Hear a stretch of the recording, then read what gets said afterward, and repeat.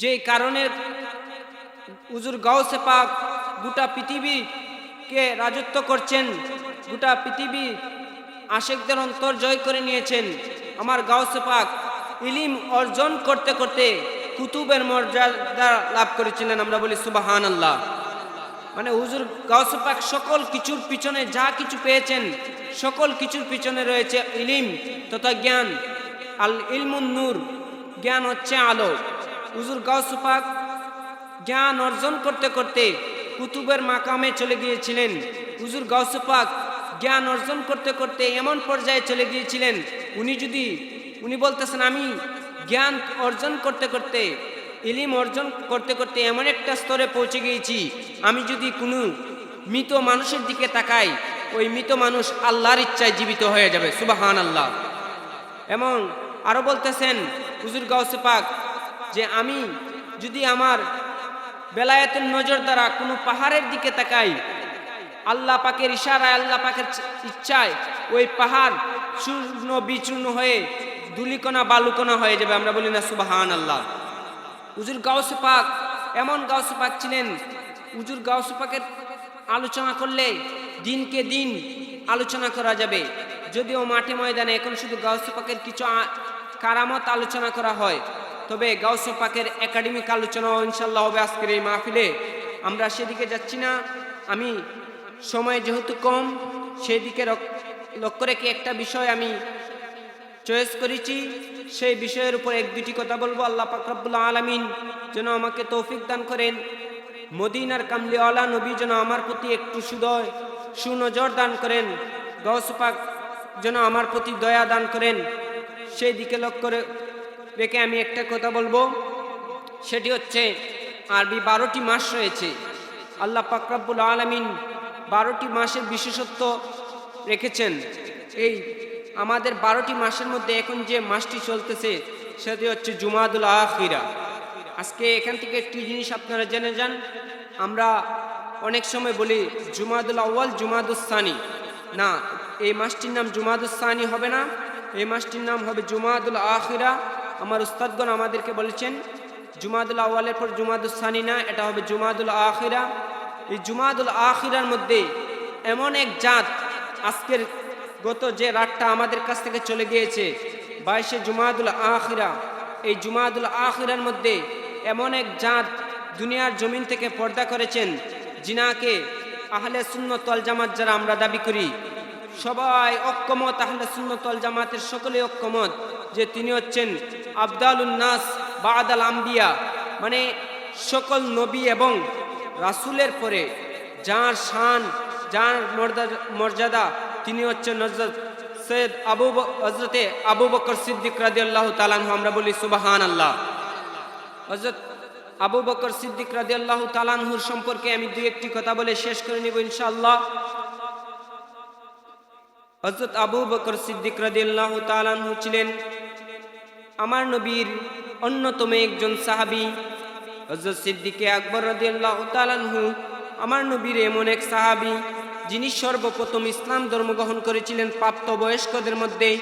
তাছাড়া অনেক রিওয়ায়াতের মধ্যে ইমাম জালালউদ্দিন সুয়ুতি তারিকুল খুলাফার মধ্যে নিয়ে এসেছেন, মহিলাদের মধ্যে সর্বপ্রথম যিনি ইসলাম ধর্ম গ্রহণ করেছেন তিনি হচ্ছেন আমাদের আম্মাজান মা খাদিজাতুল কুবরা রাদিয়াল্লাহু তাআলা আনহা, এবং বালকদের মধ্যে যিনি ইসলাম ধর্ম গ্রহণ করেছেন তিনি হচ্ছেন মওলাই আলী মুশকিল কুশা কাররামাল্লাহু ওয়াজহুল করিম, এবং প্রাপ্তবয়স্কদের মধ্যে যিনি সর্বপ্রথম ইসলাম ধর্ম গ্রহণ করেছেন তিনি হচ্ছেন আফদালুন নাস বাদাল আম্বিয়া সাইয়্যিদুনা আবু বকর সিদ্দিক রাদিয়াল্লাহু তাআলা আনহু। আমরা জুড়ে সুরে বলি সুবহানাল্লাহ।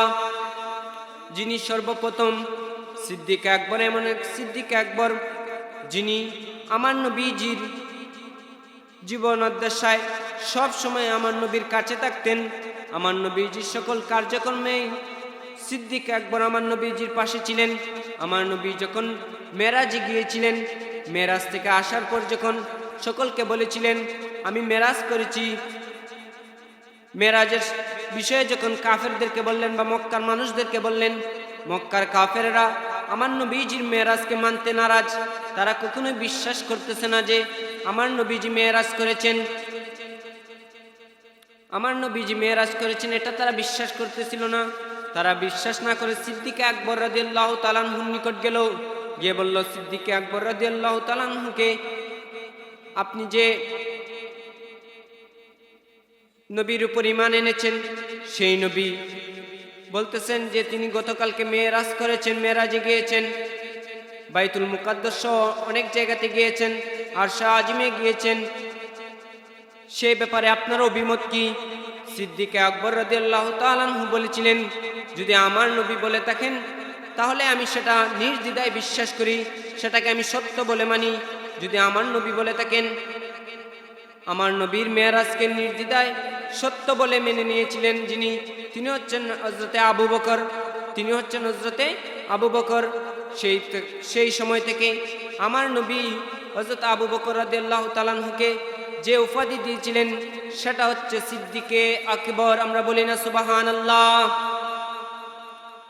আমাদের সমাজে অনেক রয়েছে যারা সিদ্দিকে আকবরের নামে অনেক গালিগালাজ করে এবং সিদ্দিকে আকবরকে নিয়ে অবমাননা করে, সিদ্দিকে আকবরের সম্মান ক্ষুণ্ণ করে এবং সিদ্দিকে আকবরকে নিয়ে তারা তাদের মুখে যা আসে তাই বলে বেড়ায়। আমি তাদেরকে বলবো, তারা এমনকি সিদ্দিকে আকবরের খেলাফত মানে না, এমনকি তারা সিদ্দিকে আকবরকে তিনি যে প্রথম খলিফা সেটাও মানে না, এমনকি তাদেরকে গালিগালাজ করে, এমনকি তাদেরকে সাহাবিও মানে না। এমন কিছু লোক রয়েছে, তাদেরকে আমি বলবো, হাদিস শরীফের মধ্যে রয়েছে সিদ্দিকে আকবর সর্বদিক দিয়ে প্রথম, সিদ্দিকে আকবরের সম্মান সর্বদিক দিয়ে সেরা, সিদ্দিকে আকবর প্রথম খলিফা, সেটা সবাই মেনে নিয়েছেন। সেটা অনেক নামদারি রয়েছে, তাদেরকে বলা হয় শিয়া। যারা আমার নবীর সাহাবীকে, সিদ্দিকে আকবরকে সাহাবী মানে না, তিনি যে প্রথম খলিফা সেটা মানে না। আমি আপনাদের সামনে কয়েকটি হাদিস বলবো, যে হাদিসগুলোর মধ্যে সিদ্দিকে আকবরের সম্মান ফুটে উঠেছে।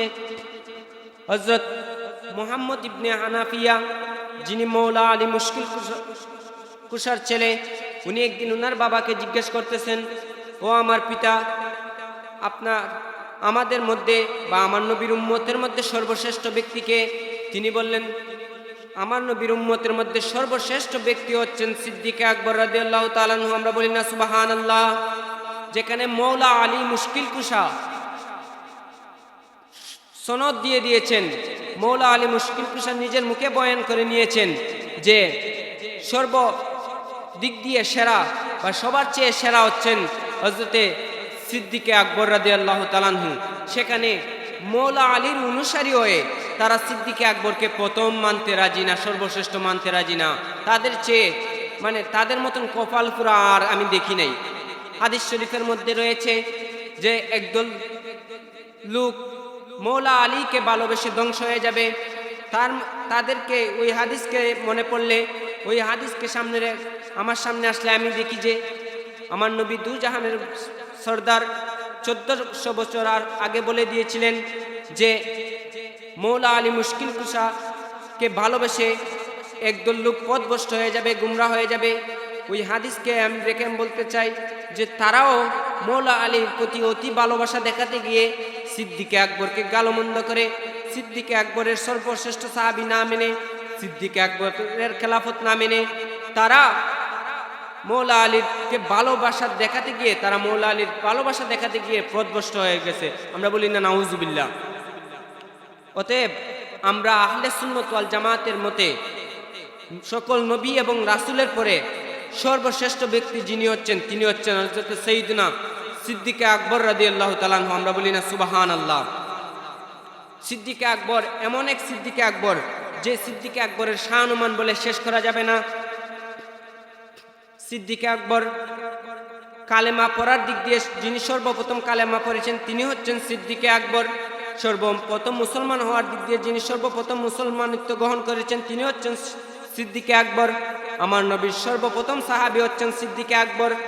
18 বছর বয়সে যিনি ইসলাম ধর্ম গ্রহণ করেছেন এবং আমার নবীর সাথে যিনি নামাজ আদায় করেছেন তিনি হচ্ছেন সিদ্দিকে আকবর। মদিনাতুল মুনাওয়ারা, যেই মদিনাতুল মুনাওয়ারার জায়গাকে আমার নবী বলেছেন মা বাইনা বাইতি ওয়া মিম্বারি রাউদাতুম মির রিয়াদিল জান্নাহ, যেই রোজা পাক বা নবীর মিম্বর স্থান হতে মা বাইনা বাইতি আমার নবীর বাড়ি এবং রোজা পর্যন্ত স্থানকে জান্নাত বলেছেন, রিয়াদুল জান্নাহ বলেছেন। সেই রিয়াদুল জান্নার জায়গাটা যিনি ক্রয় করে দিয়েছিলেন তিনি হচ্ছেন সিদ্দিকে আকবর।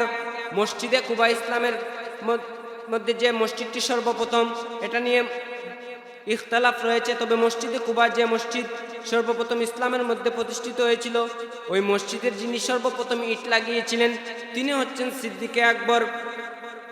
সওয়ার পর্বতে হিজরতের রাত্রিতে যিনি আমার নবীর সঙ্গী হয়েছিলেন তিনি হচ্ছেন সিদ্দিকে আকবর। যিনি আমার নবীর সাথে হিজরতের সঙ্গী হয়েছিলেন এবং হিজরতের রাত্রিতে যিনি সওয়ার পর্বতে সাপের কামড় খাওয়ার পরেও আমার নবীর জন্য কষ্ট স্বীকার করেছিলেন তিনি হচ্ছেন সিদ্দিকে আকবর। আমার নবী সাহাবী সিদ্দিকে আকবর এমন সিদ্দিকে আকবর যিনি জাহিলি যুগেও কোনোদিন মূর্তি পূজা করেননি, যিনি জাহিলি যুগেও কখনো মিথ্যা কথা বলেননি, যিনি জাহিলি যুগেও কখনো শরাব পান করেননি, তিনি হচ্ছেন সিদ্দিকে আকবর।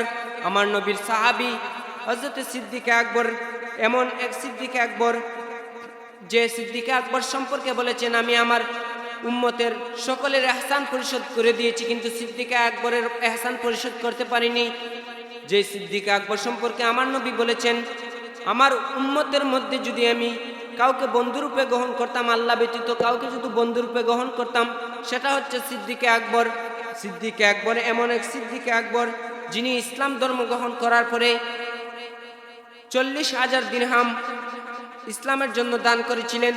রাতে 40,000 দিরহাম, দিনে 40,000 দিরহাম, প্রকাশ্যে 40,000 দিরহাম এবং গোপনে 40,000 দিরহাম দান করেছিলেন। তিনি হচ্ছেন সিদ্দিকে আকবর। সিদ্দিকে আকবর 40,000 দিরহাম দান করেছিলেন। এই 40,000 দিরহামকে তিনি 4টা ভাগে দান করেছিলেন।